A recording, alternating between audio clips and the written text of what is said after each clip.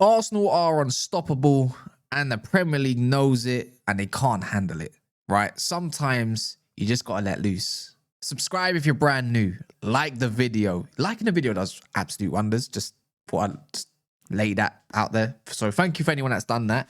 You know what? In the comments, you could even say done. And I'll be like, you know what? Thank you. Yeah. Anyways, Arsenal beat Palace yesterday 1-0. Very stubborn Palace, I must say. But this ain't really to do with much of the result. But things are changing and the behaviour is changing all around the league, I'd say. You know, you're going to start getting comments as well saying this is the reverse look of basically what we're cussing Liverpool out for last year. There's no competition, this, that and the other.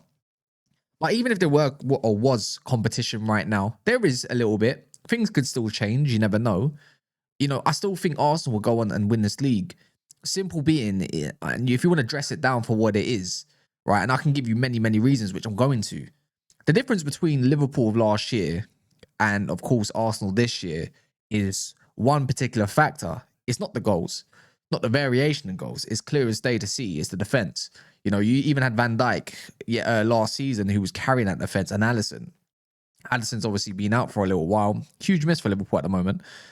And everyone in that back line is in tune in the Arsenal defence. Raya's in tune with the back two, obviously the main two. Mascara, even if he comes into the fold, they're fine. They've got options all over the gaff. Miles Lewis-Skelly's even on the bench. Timber, Ben White's been out, but I don't know where he is. But when he does come back, he's putting some good performances. That's the biggest assurance of it all. And of course, Liverpool got away with that last year. So there's stability and structure in that side. But not to take anything away from Liverpool, they actually played some good stuff last year. The staggered football, let the other team have the ball and go from there. So I can't really make that comment as of yet.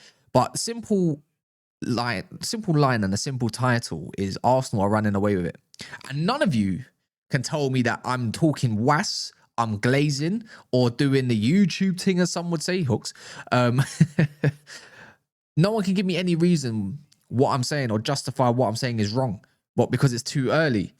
Is that what you're going to tell me? 6 points clear in October, whilst if you have a little bit of a simple look around league fixtures, which matter now, because you've got to see who's playing who. Liverpool have got Man City at the Etihad coming up. Yeah. Aston Villa are going to Liverpool as well at their ground. You look all around the league, Bournemouth got Man City as well. You know, Chelsea's got Tottenham if you want to include them. You know, and of course I support Man United if you don't know, but we're not winning no league. We just don't have the minerals for that as of yet. So when you put 2 and 2 together, I would not be surprised come the end of this period of towards international football, the last one before March. I wouldn't be surprised if we see Liverpool with 10 points clear of second place even. Or you know what? Maybe it would be 6 points clear. But if we're talking away from Liverpool and Manchester City, it could well be that. It could be a good 10 points. You know, City just drop points today. They could drop points against Bournemouth. They play a very good brand. Or they could drop. I know I'm doing if buts or maybes.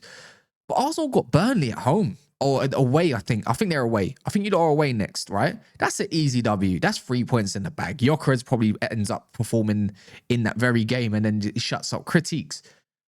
But this is Arsenal's year. I'm sorry to throw out early, but I feel like a lot of this is very much warranted, and I've got every bit of evidence to suggest why that is the case. And you know what? I want Arsenal to win this league over the likes of Liverpool and Man City. This whole era of the last, let's call it 10 years since Pep joined near enough, right? Since in 2016 or Klopp in 2015, was it? I'm just tired of this rubbish. It'd be nice to see some different winners, right? For me, it's been 2 decades. We talk about how, you know, Arsenal fans, you know, they're going to be unbearable. What are you doing? What are you saying? I mean, look, every set of fans has got some annoyance with it. But we just seen Liverpool fans become so unbearable and pretty much acting like they've never been here before when they won a league not that even that long ago after spending 450 million in the summer. I'm sorry, but I'm not buying it. I'm not buying it. They've become very, very irritable. Not every single one, but as you do, and as anyone would. So clarification on all fronts of all fans, we all become annoying. Just saying, but we always generalize as we do. But in the grand scheme of things, Arsenal probably deserve it and probably will deserve it come to May. And look, I'm not even trying to have defeatist mentality at this point. I'm not even trying to say, oh, why are you throwing hate at Arsenal? Why are you doing it? You know how dumb that is when you are a rival fan? Oh, stop the hate on Arsenal. Do you know how dumb that is? You're a rival fan. You're allowed to hate. Just saying that. It's your opinion. If you want to do that, go and do that. But if you want to call a spade and pretty much break down Arsenal games, the way they played or what they're doing, look at the simple sheer difference in today in even Arteta's mindset and his new mentality to approaching games. The biggest one for me is he trusts his whole squad, not some of them, all of them. Yesterday, right, against Palace at home, I couldn't believe it when he took Saka off. You know what? That sends a clear message to the team and the fans. We don't need Saka to win this game, right? I don't need Saka on for 90 minutes to get the job done. You know, if there's a chance or possibility to take off your best player and rest him because we've got another midweek game coming up, you're going to do so. And you do against Brighton. I think that's also at the Emirates. He probably will play that game more than likely and rest against Burnley, which is pretty smart management if you deep it, right? But we've seen this over the last few weeks or so. Ever since he's got called out for that Marino, Rice, and who was the other part? Marino, Rice, and Zubimendi midfield. I think that was the midfield, right? Things have just changed. They've clicked. You know what I mean? You look at the team sheets. You can't argue with them, right? Pretty much 95%. If you're looking at that from a view, you probably say, I like that lineup. It's good. He's tried different things. Odegaard and Eze in the 8/10s, more of an attacking threat with Declan Rice in the 6. So he's changing that up. Give him Mascara more minutes. Lewis Skelly, Calafiori battle for that left back spot. Calafiori's wicked. It's just little bits and bobs. And you look at everything he's changing. And yet he still don't have Odegaard, Havertz, and Madueke to even choose from yet. And I'm pretty sure they would all get relative minutes. And everyone would get adequate enough rest. And utilising your squad is a huge sign, a bit like what Pep's done in the past, a bit like what Klopp did in the past as well when he did win his title, is utilising the squad as much as possible. When Origi's come on and you're like, well, why is he come? Well, he's making a change to that particular game, all sorts of different players. You can name them, Milner. You go look at Man City. You look at the way Pep, how many changes he's made into his starting 11, even for the treble season. I'm not saying Arsenal doing a treble, by the way, God forbid. But just little signs like that goes to show they're just strong. Yeah. I don't see them letting in many goals, let alone not winning a game. And if they're not going to win the game, they're definitely more than likely keeping a clean sheet, especially against lower opposition that do not have the quality to absolutely strike them down. And that's where I'm at. Have you lot, if you're a rival watching this, have you accepted that this is the case yet? Or you're just going to wait and bide your time? Nothing wrong with that. It is a long season. There is another 28 games to go. There could be a lot of injuries that just all of a sudden strike Arsenal's squad, But what's the likeliness of that, right? Everyone's going to probably get some sort of injuries. There are injuries going on at the moment. And there's a lot of inconsistencies in other squads that are meant to be competing for this league. Like Man City, you take out one of those DMs, Rodri, or as you can see today, without Nico for half the game, at least majority of the game, they just don't look like they're intact. Do you know what I mean? And that's just one little bit. You could put Zubimendi in the home, let alone Rice, and he still look fine. You take off Haaland, there is going to be a question marks if they're going to get the goals or not. There's little bits and bobs in the back line as well. There's a lot of question marks around there. Like, is there enough depth in that back line to sustain the clean sheets at the moment that they are getting, or minimal goals they're not conceding? Same thing, for Liverpool. There's question marks over the manager, let alone the squad. So a lot of variables. There's not many variables that I can think of with Arsenal at this moment in time. They're very efficient.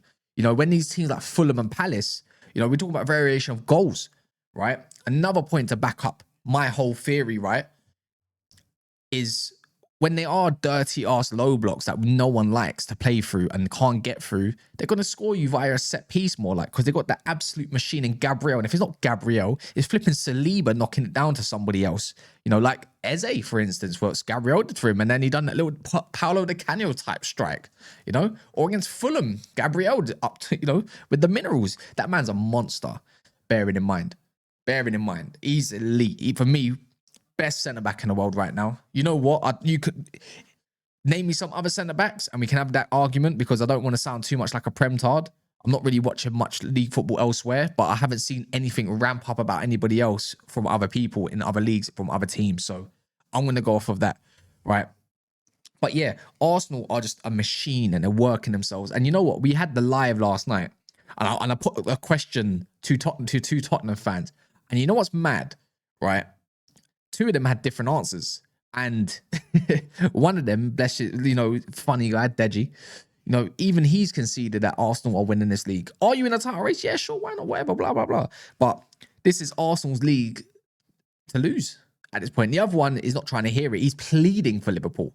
Rivals can't handle it. They can't snuss it. But you know what? It's just, you're in denial. And that's totally fine. That's what rivalry is all about.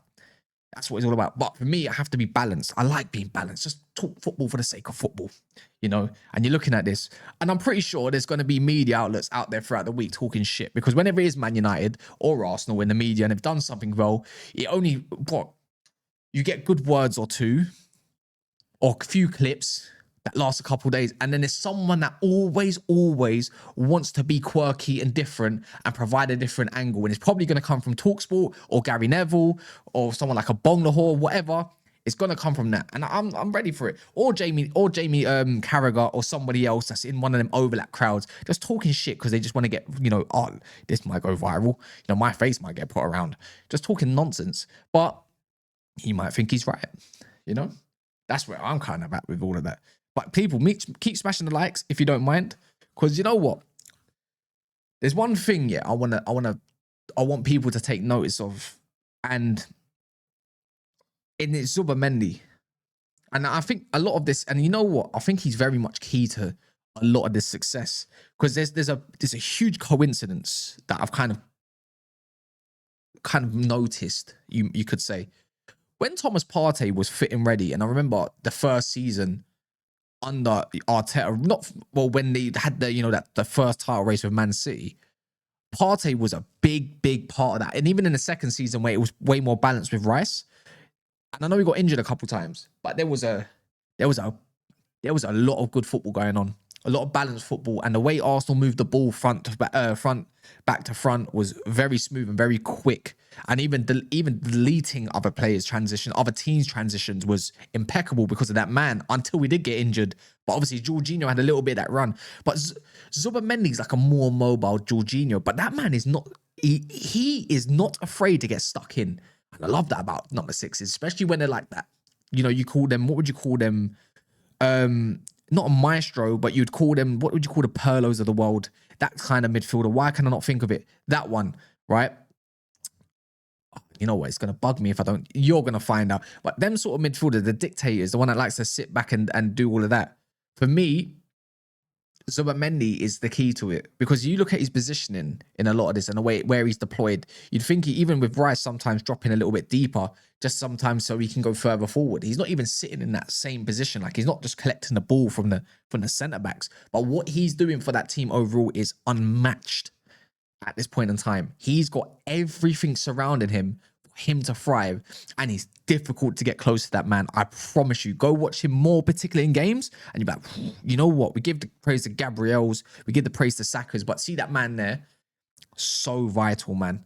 So vital. And if he can keep fit, he's a joke. I don't want to come up against that. I already hated Jorginho when he played against United, but this one, him, baller. Anyways, thought I'd just throw that out there. Smash the likes, subscribe if you're brand new. Arsenal, fair play, man. Done your thing, innit? Love.